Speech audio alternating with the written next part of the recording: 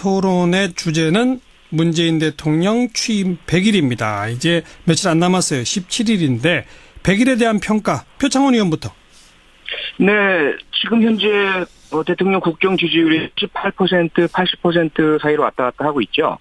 한마디로 그것이 다 표현해 준다고 생각되고요. 예. 무엇보다 우리 국민 여러분께서 상당히 좀 편안한 마음으로 생활에 임하실 수 있다. 나라가 나라다워졌고 정상화되었다라는 말씀들을 많이 주시고 계시는데요. 예. 우선은 물론 이제 북한의 핵과 미사일 그 망동이 있긴 있지만 국방과 안보가 그 체계와 시스템이 자리 잡혀졌고요. 특히 국제관계, 외교에 있어서 우리 정상이 외국에서 인정받고 그리고 한국에 대한 국제관계를 주도하는 모습들을 계속 보여주고 있죠. 예. 경제도 이제 새로운 소득주도 성장을 향해 나아가고 있고 특히 최근에 건강보험 개혁, 문재인 케어라고 불리고 있는 그리고 최저임금 인상, 서민들의 아픈 곳을 이제 하나하나 긁어주는 모습들이 많은 분들께서 환영을 하고 있는 것으로 보입니다. 네. 전지명 대변인은요?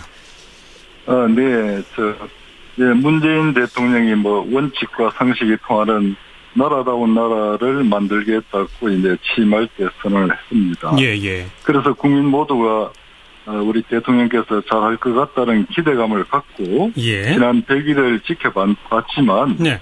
그 기대가 방남되고 있다는 점에서 국정운영 평가를 하면은 긍정 반, 부정 반이 아닌가 싶습니다. 네. 이 중에 이제 눈여겨볼 대목은 조금 전에 아까 표창원 의원님께서 국정 지지율이 평가한다고 말씀하셨는데 예.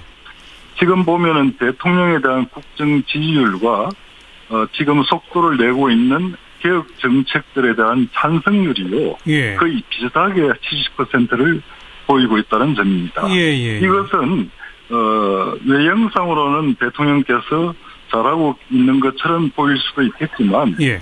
냉정한 현실론적 관점에서 보면 그 개혁 정책들이 비현실적인 그 포퓰리즘적인 그런 요소가 많다는 점에서 부정적인 평가도 가능하지 않나 싶습니다. 가장 포퓰리즘적인 부정적 평가가 되는 개혁 정책은 뭐가 있을까요? 우리가 가령 지금 건강보험 우리가 건강보험 확장 보장성 확대. 예. 그 부분하고 그리고 또 우리가 지금 파리 부동산 대책하고 그다음에 부자 정세 등 어떻든 지금 경제 정책에 대해서 복지 정책 그런 부분에서 포퓰리즘적인 요소가 많이 있다고 제가 말씀드리고 싶습니다. 표창원 의원, 이 지적에 대해서 어떻게 보십니까?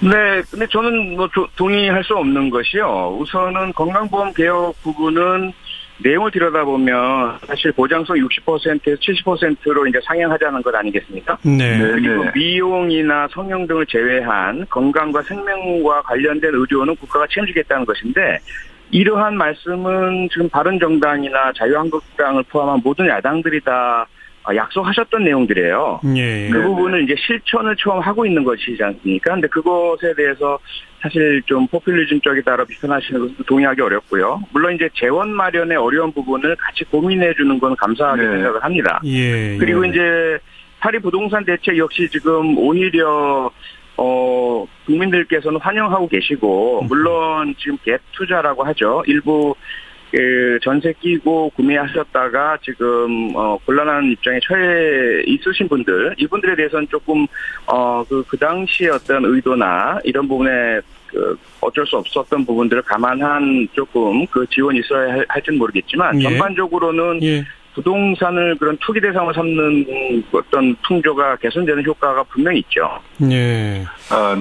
지금 이제 말씀하셨듯이 우리가 어떤 개혁 정책의 방향은 맞습니다. 맞고, 그런데 그 정책들을 뒷받침할 수 있는 그 재원 조달 대책이, 없다기보다는 미비하다. 우려가 된다는 그런 말씀을 드리고 싶습니다. 네. 건강보험 보장성 확대, 방향은 동의하나 재원 조달 방안이 미비하다. 표창원 의원. 네, 그 부분이 이제 제가 감사드리는 야당의 지적이고 비판입니다. 같이 고민해야 할 부분이고요. 현재 건강보험 적립금액 사용하고요. 그리고 정부 지원, 법정 지원이죠. 이 부분으로 상당 부분이 현재 그 70%까지 확대하면서 충분될 것으로 보이고요. 다만 분명한 것은 한 2년 정도 내지 3년 정도 전문가들의 평에 분석에 의하면 지나고 나면 아무래도 건강보험료율 인상의 필요성이 있을 것이다라는 것들은 이제 말씀들을 하시잖아요. 그렇죠. 네. 이 부분은 지금 당장 올리는 것은 아무래도 서민들께 부담이 가기 때문에 2, 3년 정도 운영을 하다 보면 민간 사보험에 드는 지출 그리고 비보험에 드는 의료 지출 이런 부분들이 해소가 되고 오히려 보완이 되면서 건강보험료율 인상에 대한 국민적인 수능과 합의가 마련될 것이다라고 보여지는 것이거든요. 그래서 그런 부분들은 아마 계속 논의를 하시고 야당에서도 계속 지적 비판을 해주셔야 될 것 같습니다. 네, 전지명 대변인 한 말씀 더 해보시죠. 네. 저도 지금 그 원칙적으로 제가 우리가 그런 개혁 정책은 이루어져야 된다고 생각하지만은 기재부에서 지난 3월에 발표한 걸 보면은 그 건강보험 우리가 적립금이 아마 얼마 가지 안에서 아마 고갈될 것이라는 이런 어떤 전망을 내놨는데 그런 점에 대해서는 어떻게 생각하십니까? 표창원 의원. 네, 그 부분을 좀 전에 제가 말씀드린 것이고요. 그래서 적립금은 현재로서는 30% 정도씩 적립이 돼서 많이 그 여유가 있는 부분인데 이걸 이제 보장성 확대를 통해서 계속 사용해 나가게 되면 당연히 소진이 되겠죠. 그래서 소진되는 기한이 한 3년 정도로 보고 있고요. 그 후에는 이제 보험료를 좀 올린다. 거기에 대한 국민적 공감대를 얻는다. 이 말씀. 네. 그렇죠. 한 2년 정도부터는 분명히 그 논의가 있어야 될 것 같습니다. 전지명 대변인. 네. 또 그뿐만 아니라 우리가 어떤 지금 어떤 우리가 좀 고령화되어가는 사회에서 결국은 인구 감소도 될 것이고, 그리고 우리가 지금 보험료율 현재 보험료율 가지고는 앞으로 이 감당이 안 될 것 같다는 이런 전망도 우리 전문가의 어떤 전문가 측에서 많이 나오고 있는데. 그건 표창원 의원께서도 그러니까 인상 필요성은 동의를 하셨으니까. 네네. 그거를 여야가 이제 같이 어느 정도 어떻게 인상해 갈 것인지를 같이 협의해 보자. 이제 그런 얘기인 거죠. 네네. 네. 꼭 한 가지 전지명 대변인 아까 언급하셨던 것 가운데 부자 증세라는 표현 쓰셨는데 그 대목은 바른정당 입장이 어떻습니까? 우리가 법인세 인상 부분요. 그 부분은 동의를 하고. 우리가 다른 우리가 소득세 고소득자에 대한 어떤 정세 부분에 대해서는 그건 우리가 조금 시기적으로 그건 우리가 좀 다시 한번 검토해봐야 할 부분이 아닌가 이렇게 보고 있습니다. 왜요? 법인세는 찬성하는데 고소득자 소득세 인상을 반대하시는 이유는 뭐죠? 지금 우리가 조세 부분에 대해서는 그게 지금 형평성 논리에도 맞지 않고 결국은 어떤 조세 정의 차원에서도 맞지 않는 부분이 있지 않나 이렇게 봅니다. 표창원 의원 어떻게 보세요? 네, 그 부분에 대해서 조금 저는 반대하고 싶은데요. 아마 바른정당의 당론은 아니라고 말씀하셨지만 이종구 의원께서 연소득 2천만 원 이상인 국민 모두에게 소득세 인상을 하자 이렇게 이제 말씀을 하시는 바람에 많은 서민들께서 불안과 좀 분노 표현을 하신 적이 있거든요. 근데 조세 정의라는 것은 소득과 재산이 있는 곳 그리고 매매가 있는 곳에 세금이 매겨져야 하고요. 그 다음에 많이 버는 분이 많이 부담을 함으로써 자본주의가 건강하게 돌아가도록 하자는 것 아니겠습니까? 그래서 저희가 지금 내세운 것은 연소득 3억에서 5억 사이 구간을 지금 2% 소득세율 인상을 하고요. 그렇죠. 그리고 5억 이상에 대해서 또 구간을 신설해서 2% 인상을 하면 연 3조 4천에서 8천억 정도의 추가 세수 확 가능하고요. 이것이 서민들의 의료보험 보장성 확대 등에 사용된다면 부자들에 대한 사회적 존경심이 일어날 것 아니겠습니까? 그런 부분들이 오히려 장기적으로 우리 사회의 자본주의를 건강하게 만드는 것이다라고 저는 생각합니다. 아무래도 이제 그런 세법 개정 같은 것이 다가올 정기국회에서 여야가 충분히 합의를 이뤄내야 할 과제니까 세부적인 토론 앞으로 좀 더 이어가도록 하고 오늘 정치 토크의 두 번째 주제로 이제 내일이 이제 바로 광복절이고요. 네, 한 가지만 더 여쭤보겠습니다. 예, 전지명 대변인 말씀해 보세요. 네네. 그렇다면은 우리가 지금 종교인 과세 시행이 종교인 그 과세 그 시행이 내년 1월 1일부터 알고 있는데 그렇죠. 그 부분에 대해서는 왜 유예를 하려고 합니까? 저희는 유예가 아니고요. 세금을 내야 되는데. 아니요, 저희 그 더불어민주당이나 청와대나 기획재정부 정부는 그대로 시행합니다. 이미 2년 유예했기 때문에요. 알겠습니다. 일부 의원들이 유예하자라는 법안을 낸 바 있는데 더불어민주당 소속 의원들은 또 그 법안에 서명했다가도 빠지기도 하고 했으니까 그건 이제 쟁점이 안 될 것 같고요. 네, 저희는 5분밖에 아니고 알겠습니다. 15분. 바른정당이 더 많으시죠. 전지명 대변인께 발언기회를 드리면서 지금 이제 북핵 위기 상황인데 내일 있을 광복절 기념식에서 문재인 대통령이 어떤 메시지를 더 내놓는 것이 필요한지 전지명 대변인부터 말씀해 보시죠. 네네. 물론 국정 전반에 대한 구상을 이제 밝히시겠지만은, 지금이 안보 위기 상황인 만큼 우선, 그 국민적 불안감을 들 수 있고, 또 실현 가능한, 새로운 카드의 그 대북 메시지가 반드시 나와야 되지 않나, 이렇게 보고 있습니다. 표창원 의원 한 말씀 하시죠. 네, 아마 말씀하신 그런 대북 메시지가 나올 것 같고요. 현재, 평화라는 것이 가장 핵심 아니겠습니까? 한반도 비핵화는 결국 평화를 통해서 통일과 우리 한민족의 번영으로 나아가자라는 것이니까요. 지금 북한이 오판을 해서 핵이나 미사일을 자꾸 개발을 하고 그것으로 자신들을 지키겠다라는 판단을 하고 있는 것 같은데요. 이에 대해서 미국은 또 강한 그 응징의 언어들을 내어놓고 있고요.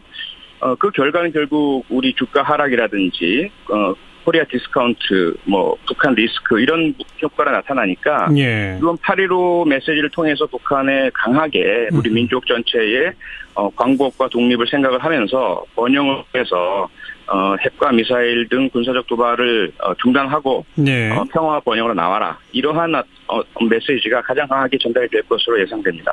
전지명 대변인, 지금 문재인 정부의 취임 후 남북 관계에 대한 대북 정책, 그리고 그 한미 간의 어떤 그 또 북핵 문제에 대한 어떤 대비 정책 어떤 점은 좀 긍정적이고 어떤 점은 부정적인가요? 이제 우리가 한미 관계는 우리가 악화될 것이라는 그런 좀 우려도 있었지만은 다행히 어떤 그 한미 양국이 어떤 우리가 공조를 해서 지금 좀 여러 가지 우리 국민들에게 안심을 시키고 있는 것은 다행이라고 생각합니다. 하지만은 대북 정책 면에서 보면은 결국은 우리가 김정은 체제에서는 북핵과 미사일 절대 포기하지 않을 텐데 지금은 좀 과거식의 그런 어떤 대북 정책으로 이런 지금 북한 문제를 어떻게 풀어갈지 정말 걱정스럽습니다. 대북 정책엔 좀 문제가 있다. 표창원 의원 어떻게 보세요? 네, 걱정해 주시고 비판해 주시는 건 분명히 필요하다고 생각되고요. 다만 지금 북한이 문제인 것이지 대통령이나 정부가 문제인 것은 아니거든요. 이것은 좀 명확히 해 주셨으면 감사하겠고요. 어느 때보다도 야당도 우리 한반도의 전쟁 방지, 평화, 북핵 미사일 등의 억제, 특히 국제 공조를 통해서 우리 대한민국이 주도가 되면서 유엔과 국제사회와 함께 북한을 압박하는 그 노력들이 지금 진행되고 있으니까요. 이 부분은 좀 함께 해주셨으면 감사하겠습니다. 네. 물론 그렇지만은 지금 우리의 어떤 대북 지금 정책에는 문제가 없고 북한의 문제라고 이런 말씀하셨는데 이런 지금 북핵 사태, 이중한 이 사태를 사실 이제 만든 것은 과거 사실 우리가 국민의 정부나 참여 정부의 그런 대북 정책의 책임이 저는 크다고 봅니다. 그래서 어쨌든 지금은 이 상태로 만약에 몇 년이 더 간다 하면은 북한은 핵 보유국 지위를 가질 수 있을 테고 그렇게 되면 결국 남북 분단은 영원히 고착화될 것이고 뭐 어떻게 보면 대한민국은 자칫 그 북핵 인질이 될 가능성도 있다고 보여지는데 이런 부분에 대한 어떤 대안이 있다고 생각하십니까? 표 의원 한 말씀만. 네, 우선 북핵과 미사일 등의 개발은 참여정부하고 구미애 정부 때는 가장 약화됐었고요. 북핵 스스로가 국제 원자력 기구 IAEA의 사찰도 받았고 핵 동결 폐기도 했었거든요. 그런데 이후에 오히려 이명박 박근혜 정권 9년 동안 북한이 계속 핵과 미사일 개발을 간 것 아닙니까? 거기 그 사이에 이명박 박근혜 정권은 입으로는 강경 대응 발언을 쏟아냈었지만 뒤에서는 결국은 방산 비리라든지 국방의 와해라든지 한미 공조의 약화라든지 한중 관계의 왔다리 갔다리 정책이라든지 이런 부분들 통해서 오히려 약화시켜왔거든요. 이제 이걸 바로 잡는 상황이 됐으니까요. 우리 함께 좀 노력을 해서 한반도 평화를 함께 만들어 나갔으면 좋겠습니다. 예, 대북 정책에 있어서 대화 우선, 대화 위주냐 아니면 강경 위주냐에 있어서는 분명한 인식 차이를 좀 보여주셨는데 오늘 일단 여기까지 두 분의 토론 듣도록 하겠습니다. 표창원 의원, 전지명 대변인 두 분 수고하셨습니다. 네, 고맙습니다. 네. 동의할 수 없는 것이요. 우선은 건강보험 개혁 부분은 내용을 들여다보면 사실 보장성 60%에서 70%로 이제 상향하자는 것 아니겠습니까? 네. 그리고 미용이나 성형 등을 제외한 건강과 생명과 관련된 의료는 국가가 책임지겠다는 것인데 이러한 말씀은 지금 바른정당이나 자유한국당을 포함한 모든 야당들이 다 약속하셨던 내용들이에요. 그 부분을 이제 실천을 처음 하고 있는 것이지 않습니까? 근데 그것에 대해서 사실 좀 포퓰리즘적이다라고 비판하시는 것은 동의하기 어렵고요. 물론 이제 재원 마련의 어려운 부분을 같이 고민해 주는 건 감사하게 생각을 합니다. 그리고 이제 파리 부동산 대책 역시 지금 오히려 국민들께서는 환영하고 계시고 물론 지금 갭 투자라고 하죠. 일부 전세 끼고 구매하셨다가 지금 곤란한 입장에 처해 있으신 분들 이분들에 대해서는 조금 그 당시의 어떤 의도나 이런 부분에 어쩔 수 없었던 부분들을 감안한 조금 그 지원이 있어야 할지는 모르겠지만 전반적으로는 부동산을 그런 투기 대상으로 삼는 어떤 풍조가 개선되는 효과가 분명히 있죠. 네. 지금 이제 말씀하셨듯이 그 우리가 어떤 개혁 정책의 방향은 맞습니다. 맞고, 그런데 그 정책들을 뒷받침할 수 있는 그 재원 조달 대책이, 없다기보다는 미비하다는 점에서 우려가 된다는 그런 말씀을 드리고 싶습니다. 네. 토론의 주제는 문재인 대통령 취임 100일입니다. 이제 며칠 안 남았어요. 17일인데, 100일에 대한 평가, 표창원 의원부터. 네, 지금 현재 대통령 국정 지지율이 18%, 80% 사이로 왔다 갔다 하고 있죠. 한마디로 그것이 다 표현해 준다고 생각되고요. 무엇보다 우리 국민 여러분께서 상당히 좀 편안한 마음으로 생활에 임하실 수 있다. 나라가 나라다워졌고 정상화되었다라는 말씀들을 많이 주시고 계시는데요. 우선은 물론 이제 북한의 핵과 미사일 그 망동이 있긴 있지만 국방과 안보가 그 체계와 시스템이 자리 잡혀졌고요. 특히 국제관계, 외교에 있어서 우리 정상이 외국에서 인정받고 그리고 그 한국에 대한 국제관계를 주도하는 모습들을 계속 보여주고 있죠. 경제도 이제 새로운 소득주도 성장을 향해 나아가고 있고 특히 최근에 건강보험 개혁, 문재인 케어라고 불리고 있는 그리고 최저임금 인상, 서민들의 아픈 곳을 이제 하나하나 긁어주는 모습들이 많은 분들께서 환영을 하고 있는 것으로 보입니다. 네, 전지명 대변인은요? 문재인 대통령이 원칙과 상식이 통하는 나라다운 나라를 만들겠다고 이제 취임할 때 선언을 했습니다. 그래서 국민 모두가 우리 대통령께서 잘할 것 같다는 기대감을 갖고 지난 100일을 지켜봤지만 그 기대가 반감되고 있다는 점에서 국정운영 평가를 하면은 긍정 반, 부정 반이 아닌가 싶습니다. 이 중에 이제 눈여겨볼 대목은 조금 전에 아까 표창원 의원님께서 국정 지지율이 평가한다고 말씀하셨는데 지금 보면은 대통령에 대한 국정 지지율과 지금 속도를 내고 있는 개혁 정책들에 대한 찬성률이요. 예. 거의 비슷하게 70%를 보이고 있다는 점입니다. 이것은 외형상으로는 대통령께서 잘하고 있는 것처럼 보일 수도 있겠지만 냉정한 현실론적 관점에서 보면 그 개혁 정책들이 비현실적인 그 포퓰리즘적인 그런 요소가 많다는 점에서 부정적인 평가도 가능하지 않나 싶습니다. 가장 포퓰리즘적인 부정적 평가가 되는 개혁 정책은 뭐가 있을까요? 우리가 가령 지금 건강보험 우리가 건강보험 확장 보장성 확대 그 부분하고 그리고 또 우리가 지금 파리 부동산 대책하고 그다음에 부자 정세 등 어떤 지금 경제 정책에 대해서 복지 정책 그런 부분에서 포퓰리즘적인 요소가 많이 있다고 제가 말씀드리고 싶습니다. 표창원 의원, 이 지적에 대해서 어떻게 보십니까? 네, 근데 저는 건강보험 보장성 확대 방향은 동의하나 재원 조달 방안이 미비하다. 표창원 의원. 네, 그 부분이 이제 제가 감사드리는 야당의 지적이고 비판입니다. 같이 고민해야 할 부분이고요. 현재 건강보험 적립금액 사용하고요.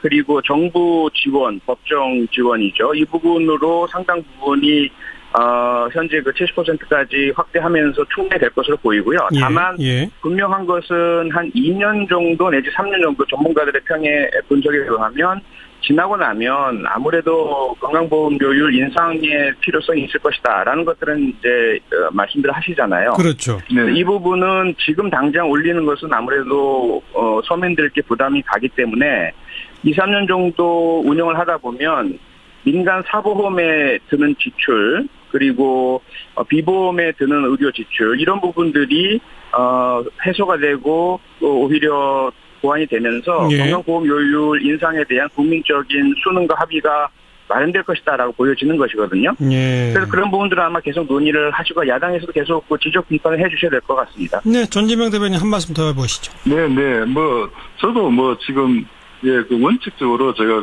우리가 그런 개혁 정책은 이루어져야 된다고 생각하지만은 기재부에서 지난 3월에 발표한 걸 보면은 건강보험 우리가 적립금이 아마 얼마 가지 안에서 아마 고갈될 것이라는 이런 어떤 전망을 내놨는데 그런 점에 대해서는 어떻게 생각하십니까? 표창원 의원. 네, 그 부분을 좀 전에 제가 말씀드린 것이고요. 그래서 적립금은 현재로서는 30% 정도씩 적립이 돼서 많이 그 여유가 있는 부분인데 이걸 이제 보장성 확대를 통해서 계속 사용해 나가게 되면 당연히 소진이 되겠죠. 그래서 소진되는 기한이 한 3년 정도로 보고 있고요. 그 후에는 이제 보험료를 좀 올린다. 거기에 대한 국민적 공감대를 얻는다. 이 말씀. 네. 그렇죠. 한 2년 정도부터는 분명히 그 논의가 있어야 될 것 같습니다. 전지명 대변인. 또 그뿐만 아니라 우리가 지금 우리가 좀 고령화되어가는 사회에서 결국은 인구 감소도 될 것이고, 그리고 우리가 지금 현재 보험료율 가지고는 앞으로 이 감당이 안 될 것 같다는 이런 전망도 우리 전문가의 전문가 측에서 많이 나오고 있는데. 그건 표창원 의원께서도 그러니까 인상 필요성은 동의를 하셨으니까. 그거를 그렇습니다. 여야가 이제 같이 어느 정도 어떻게 인상해 갈 것인지를 같이 협의해 보자. 이제 그런 얘기인 거죠. 네. 꼭 한 가지 전지명 대변인 아까 언급하셨던 것 가운데 부자 증세라는 표현 쓰셨는데 그 대목은 바른정당 입장이 어떻습니까? 우리가 법인세 인상 부분요. 그 부분은